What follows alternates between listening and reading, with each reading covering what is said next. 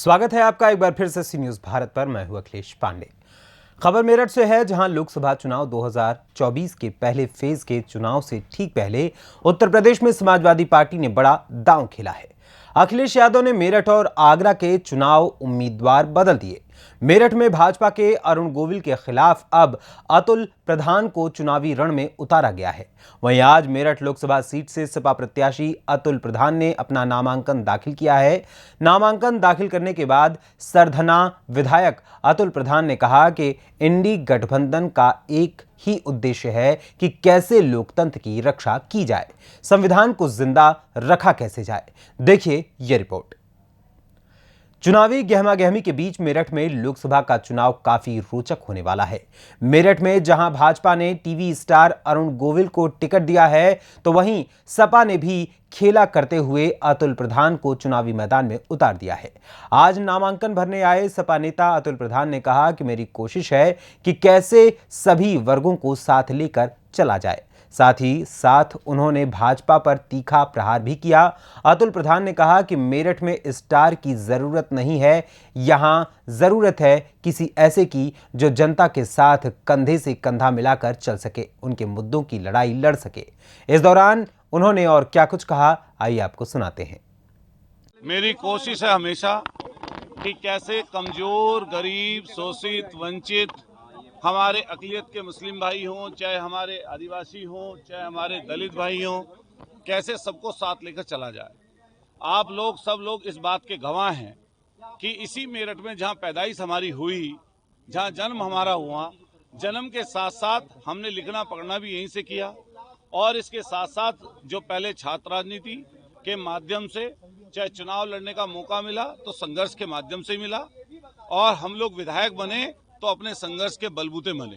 तो अब ये जो मौका मिला है लोकसभा के चुनाव का, जो इंडिया गठबंधन है, जिसका पूरा का पूरा एजेंडा है, पूरी की पूरी सोच है कि कैसे संविधान को बचाया जाए, कैसे लोकतंत्र को जीवित रखा जाए, और कैसे इस तानाशाही को खत्म किया जाए। जो ये अघोषित इमरजेंसी है, इस समय बस सिर्फ और सिर्फ सांसों पे पहरा बाकी है, वरना सब कुछ दो लोग चला रहे हैं। और ऐसा चला रहे हैं कि आप पत्रकार साथी भी अगर कुछ उनके खिलाफ बोलेंगे तो शायद आपके ऊपर भी एफआईआर दर्ज हो जाएगी। लेकिन हम चाहते हैं कि ये लोकतंत्र जीवित रहे। बाबा साहब भीमराव अंबेडकर जी ने समता और समानता की बात की है, और हमारी पूरी की पूरी विचारधारा समता और समानता की है, और उसी विचारधारा को हम लोग आगे लेके चलेंगे।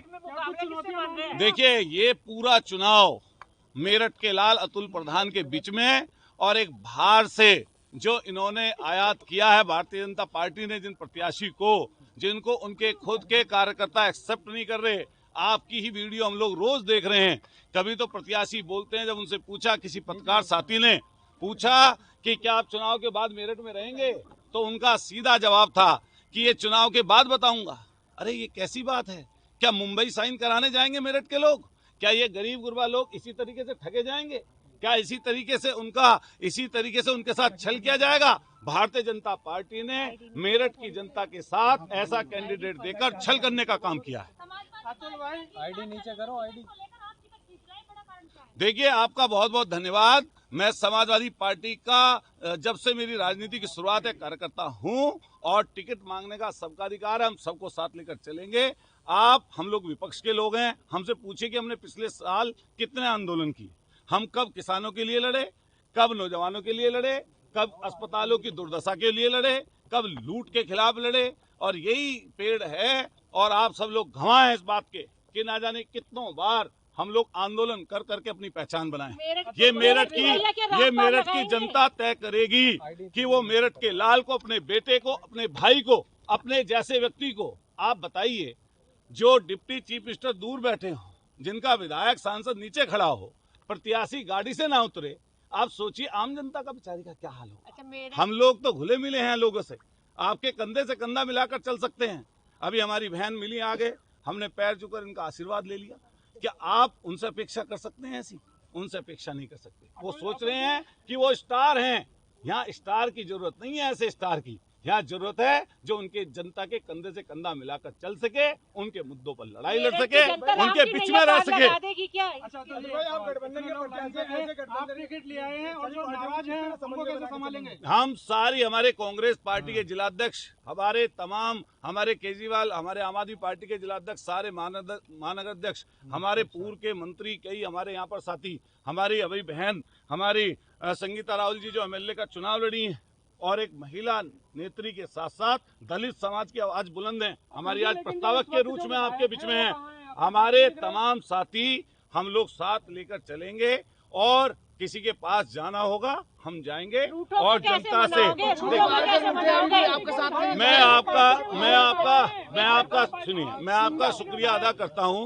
मैं भी कुछ दिन पहले यहाँ भूख हड़ताल पे था, हमारी पार्टी के जिलाध्यक्ष जी साथ खड़े हैं। कुछ दिन पहले भूख हड़ताल पे था, आप सब लोगों ने हमारी मदद की। लड़ाई क्या थी? वो लड़ाई थी कमजोर की, लड़ाई थी शोषित की, जो अस्पतालों में लूट चल रही है उसके खिलाफ।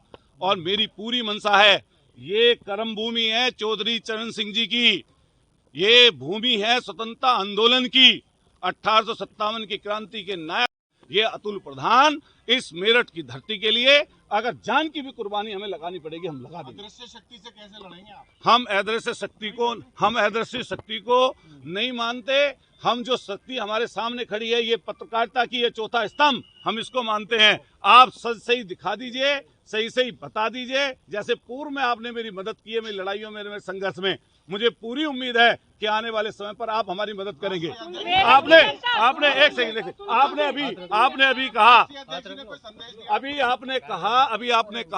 अदृश्य शक्ति कैसी है?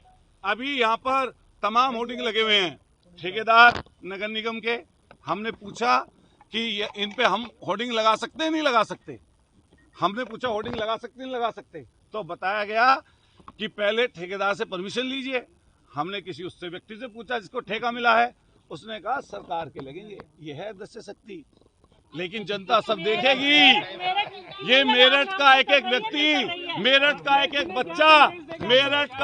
बच्चा तय करेगा कि मेरठ का लाल इस जगह पर जीतेगा या व्यक्ति भारी आकर जीतेगा। मेरठ से सी न्यूज संवाददाता जावेद अब्बासी की रिपोर्ट।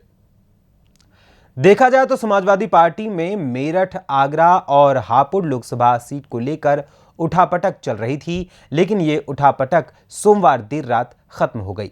कई नेताओं ने अपनी दावेदारी ठोकी थी, लेकिन अब देखना यह है कि ये बदलाव क्या रंग लाता है। यूपी में लोकसभा चुनाव के समीकरणों पर इस बदलाव का आखिर क्या असर पड़ता है, ये आने वाला वक्त बताएगा। फिलहाल के लिए इस खबर में बस इतना ही, मगर आप कहीं मत जाइएगा क्योंकि एक छोटे से ब्रेक के बाद पुनः हाजिर होंगे कुछ और खबरों के साथ। तब तक के लिए आप बने रहें सी न्यूज़ भारत के साथ। हर खबर आपके साथ, आपके हाथ।